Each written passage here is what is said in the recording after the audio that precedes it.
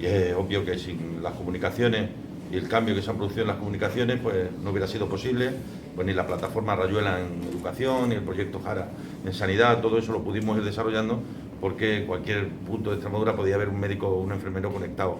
adecuadamente a la red, o en cualquier escuela de Extremadura podía haber una conexión, ¿no? Con la velocidad a la que van los cambios, pues tenemos nuevos retos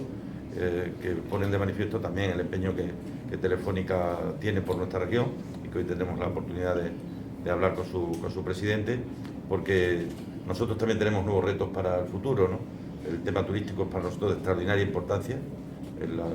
la correcta conexión de todos los alojamientos turísticos,